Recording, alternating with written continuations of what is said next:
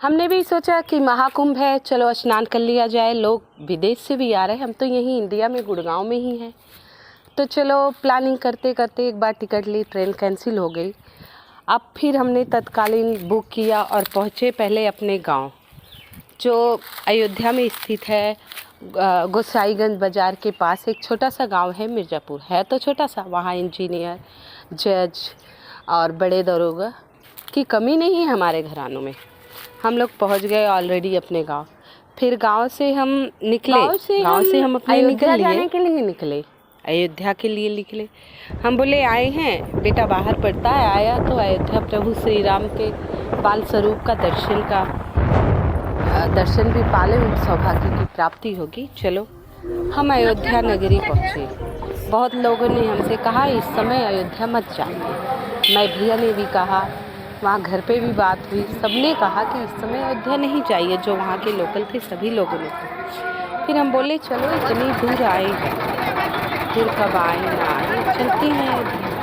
बाप रे बाप, वहाँ गए, वहाँ तो फिर रिक्शा वगैरह नहीं मिलते अयोध्या में। काफ़ी लंबे समय तक हम पैदल गए। एक रिक्शे वाला बोला हम सीढ़ी बाज़ार छोड़ेंगे, वहाँ तक हम बैठ के गए। फिर दूसरे रिक्शे वाले को दिए, वहाँ 22 सवार भी, एक सवारी का 250, कोई 150 मनमानी किराए मांग रहे हैं। और अंदर पुलिस जाने नहीं दे रही थी, बहुत ज़्यादा। इतना तो राम जन्मभूमि जब बनी थी, श्री राम जी के स्थानीय हुए थे, वहाँ स्थापित किया गया था, तब भी नहीं हुई थी इतनी भीड़ कि चलना मुश्किल था। हम बार बार पुलिस के पास जाकर रिक्वेस्ट कर रहे थे प्लीज़ हमें इस रास्ते से निकल जाए। गुस्सा भी आ रही थी, लेकिन भीड़ इतनी थी कि उनकी भी ड्यूटी थी, वो भी क्या कर सकते। ये देखिए मैंने भीड़ की वीडियो बनाई। हम काफ़ी देर तक राम जन्मभूमि के इर्द गिर्द घूमते रहे, काफ़ी देर तक हम इधर उधर घूमे। देखिए कितनी सारी भीड़ है। हम 3-4 लोग थे, मैं तो कुछ दूरी भी चढ़ भी गई थी। ढूंढना मुश्किल था, अंदर घुस जाओ तो बाहर निकलना मुश्किल था। राम मंदिर हनुमानगढ़ी का ये हाल था। तो आप सभी से निवेदन है अभी कुछ दिन मत जाइए। मैंने जो गलती करी आप लोग मत करिए। ये देखिए भीड़, क्या बहुत ही बुरा हाल है इस समय अयोध्या का कि क्या बताएं। हम गए 11 बजे करीब निकले थे और 3 बजे तक राम मंदिर के आगे से निकल आए। फिर आकर फिर मैं अपने पियर घर आ गई, यहाँ रामगंज आ गई। यहाँ आने के बाद ये हुआ कि प्रयागराज कुंभ का स्नान हो जाए, तो मैंने सोचा कि माघी पूर्णिमा चला गया, माघ का महीना, क्यों नहीं स्नान कर लिया जाए। अब लेकिन अयोध्या से रामगंज आते काफ़ी टाइम लगा, बहुत ज़्यादा। तो एक बस में बैठे, बस वाले को रास्ता शायद पता था। ये भीड़ आप देख रहे हैं अयोध्या की, लोग प्रयागराज से सीधा अयोध्या श्री राम मंदिर देखने आ रहे हैं। बाल स्वरूप बहुत ही अद्भुत मंदिर है हमारे यहाँ, और दूर से ही प्रभु के दर्शन हुए। फिर हम वहाँ से चल पड़े अयोध्या से। अब समझ लीजिए यहाँ आते आते हमें जहाँ 1-1.5 घंटे का रास्ता था, 3-4 घंटे लगे, क्योंकि वहाँ पता था रास्ता किस तरफ से, तभी हम 3 घंटे में आ पाए। नहीं तो पूरी रात लग जा रहा है। अयोध्या से प्रयागराज पहुँचने में 12 घंटे का सफ़र तय करना पड़ रहा है। वहाँ भी बहुत जाम है। जाम से निकलते हुए जब प्रयागराज माँ गंगा के दर्शन होते हैं तो बड़ा ही अद्भुत शांति होती है।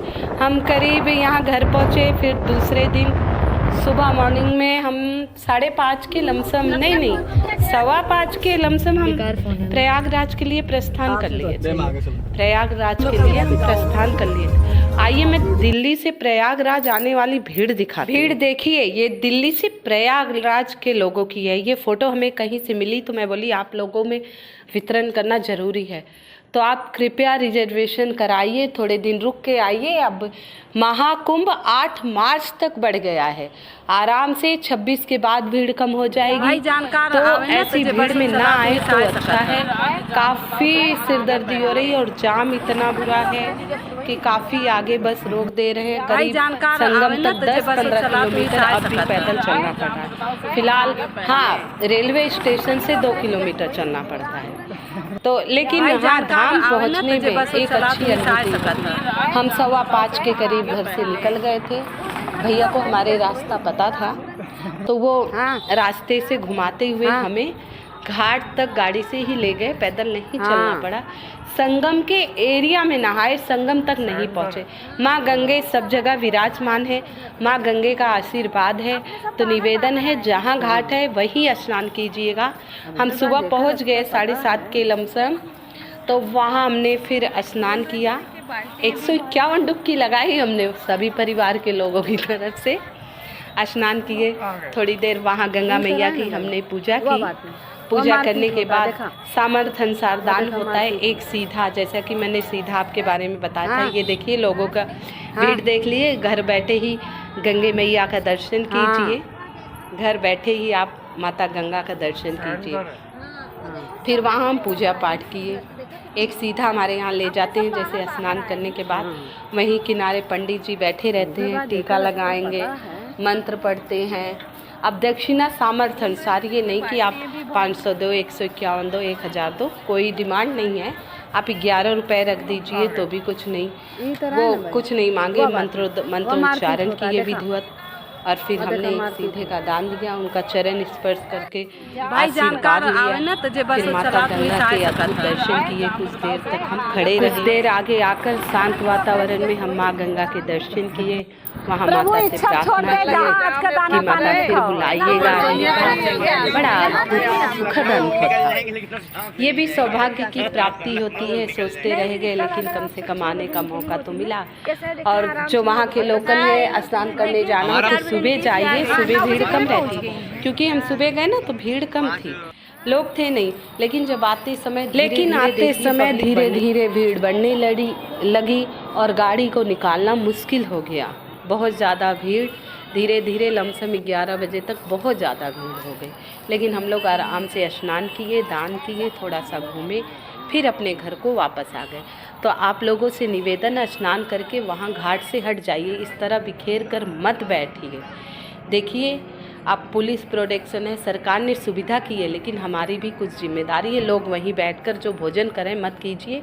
स्नान करके घाट से दूर आ जाइए, अपने ड्रेस चेंज करके दान दीजिए और बाहर आकर ही नाश्ता कीजिए। कुछ आगे घाट खाली है, शुद्ध वातावरण, माँ गंगा किनारे बैठिए, वहाँ दर्शन कीजिए। आप घाट पर स्नान करने के बाद तुरंत बाहर आ जाइए। तो आइए सभी लोग, आओ चलो कुंभ स्नान कीजिए, आशीर्वाद लीजिए। जय श्री कृष्ण।